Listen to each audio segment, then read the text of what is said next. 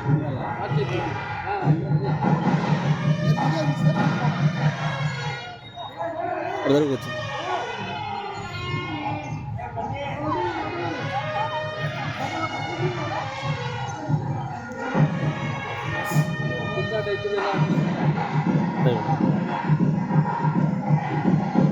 ఈరోజు పరమ పవిత్రమైనటువంటి గండి వీరాంజనేయ క్షేత్రము నుండి వీరాంజనేయ స్వామి పాద పద్మాల చెంత నుండి పూజ్యులు రాజాస్వామి కేసరి స్వామి వారి ఆశీస్సులతో 27వ తారీఖున శనివారం చక్రాయపేట మండలం సురభి ఉపమండలంలో హిందూ సమ్మేళనం జరుగుతున్నది.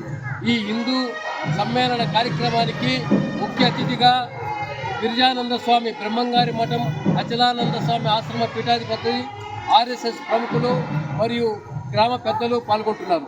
50 మంది హిందూ బంధువులారా, మీకందరికీ నమస్సులతో మనవి. సనాతన ధర్మాన్ని, యుగ ధర్మాన్ని కాపాడడం కోసం ప్రతి ఒక్క హిందూ బంధువులలో చైతన్యం తీసుకురావడం కోసం ఏర్పాటైనటువంటి ఈ సురభి ఉపమండలంలో హిందూ సమ్మేళనానికి 50 మంది హిందూ బంధువులందరూ పాల్గొని జయప్రదం చేయవలసిందిగా కోరుతున్నాం. ఆ రోజు అంగరంగ వైభవంగా కోలాటము, రామ భజన, కీర్తనలు, సాంస్కృతిక కార్యక్రమాలు, అన్నదాన కార్యక్రమాలు నిర్వహింపబడుతున్నాయి. కాబట్టి ప్రతి ఒక్కరూ కూడా ఈ చక్రాయపేట మండలం సురభి గ్రామ పంచాయతీలో ఉన్నటువంటి ఉపమండలమైన సురభి ఉపమండలం ప్రాంతంలో యొక్క హిందూ సమ్మేళనం జరుగుతున్నది.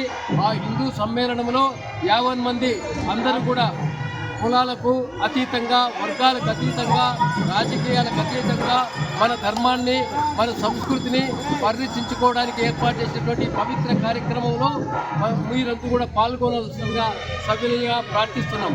మనమంతా హిందువులం, ధర్మ గంగ బిందువులం.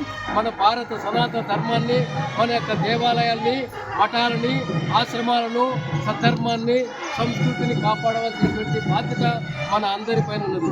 ఈనాడు భారతీయ పునర్వైభవాన్ని, భారతీయ సనాతన ధర్మాన్ని, భారతీయ సంస్కృతిని పరిరక్షించుకోవడం కోసం 50 మంది హిందూ బంధువులు, సోదరులు, విశ్వ హిందూ పరిషత్, రాష్ట్రీయ స్వయం సేవక్ సంఘ్, అనేక మంది పీఠాధిపతులు, గురువులు, మన యొక్క మార్గదర్శకులైనటువంటి పూజ్యులు గండి క్షేత్ర పూజ ప్రధాన అర్చకులు కేసరి గారు, రాజాస్వామి గారు మరియు అందరూ కూడా ఈ కార్యక్రమానికి రావాల్సిందిగా కోరుతూ వాళ్ళంతా విచ్చేస్తారు.